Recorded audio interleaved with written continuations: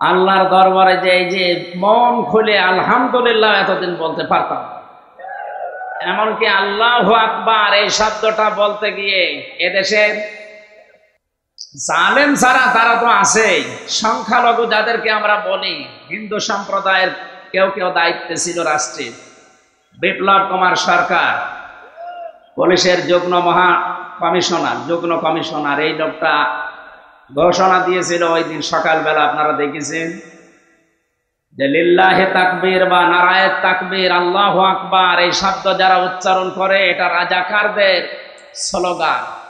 এ মাদ্রাসার সম্মানিত শিক্ষক এবং শিক্ষিকা মণ্ডলী, সামনে বসা মুসলমান ভাইরা, পর্দার আড়ালের সম্মানিতা মা এবং বোনেরা, প্রশাসনের ভাইরা, প্রাণ প্রিয় হাজীগঞ্জবাসী, নামটার ভেতরে একটা মায়া জড়িয়ে আছে হাজীগঞ্জ। লক্ষ লক্ষ টাকা খরচ করে মানুষ যায় আল্লাহর ঘর তাওয়াফ করতে, নবীজির রওজা জিয়ারত করতে, এরপরে এসে পরিচয় দেয় হাজী বা আলহাজ, আর আপনারা এখানে বাস করে হাজী। একটা বরকতপূর্ণ জায়গা, অত্র এলাকার ভেতরে আল্লাহ রাব্বুল আলামিন যাদেরকে বসবাসের সুযোগ দিয়েছেন, এই ময়দানে যাদেরকে নিয়ে আসলেন, জবান খুলে বলেন আলহামদুলিল্লাহ। একটা বিশাল জগদ্দল পাথর আমাদের বুকের উপরে চাপা দেওয়া ছিল। আমরা আয়ামে জাহিলিয়াতের কথা পড়েছি ইতিহাসে, আওয়ামে জাহিলিয়াতের দৃশ্য আমরা নিজের চোখে দেখলাম।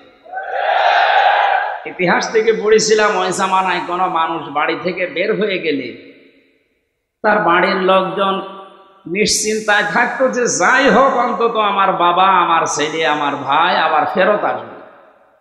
কিন্তু আমরা এমন একটা যুগ পার করলাম, এই আওয়ামে জাহিলিয়াতের এই যুগে কেউ যদি একবার বাড়ি থেকে বের হয়ে যায় ও ফিরে আসবে গ্যারান্টি আর ছিল না। এরকম একটা কঠিন মুহূর্ত পার করেছিল।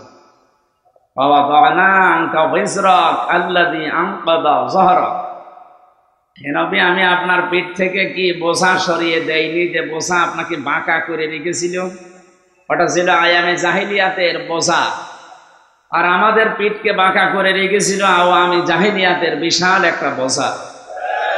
আল্লাহ মনে হচ্ছে নিজে দায়িত্ব নিয়ে বোঝাটা সরিয়ে দিয়েছে।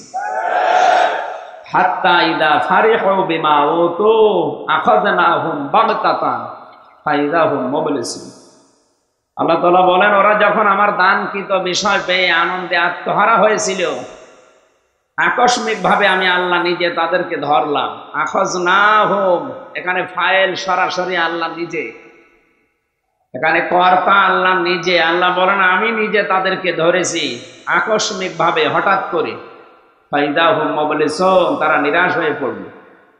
এই আয়াতটার সাথে 2024 সালের 5 আগস্টের অনেক মিল আছে। অনেকে কল্পনাও করতে পারে না যে 1:30টার দিকে সব উলট পালট হয়ে যাবে। কথা বলেন না কেন?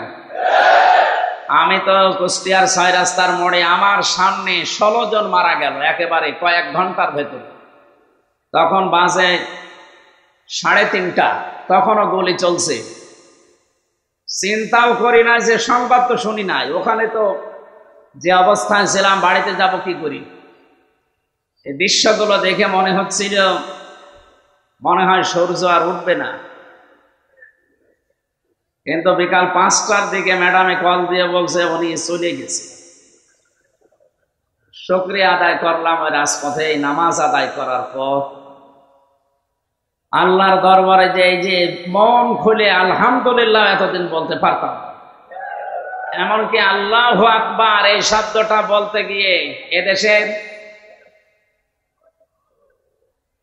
জালেম ছাড়া তারা তো আছেই, সংখ্যালঘু যাদেরকে আমরা বলি হিন্দু সম্প্রদায়ের কেউ কেউ দায়িত্বে ছিল রাষ্ট্রের, বিপ্লব কুমার সরকার পুলিশের যুগ্ম কমিশনার এই লোকটা ঘোষণা দিয়েছিল ওই দিন সকালবেলা, আপনারা দেখেছেন যে লিল্লাহে তাকবীর বা নারায়ে তাকবীর আল্লাহু আকবার এই শব্দ যারা উচ্চারণ করে এটা রাজাকারদের স্লোগান, এটা জামাতে ইসলামীর স্লোগান।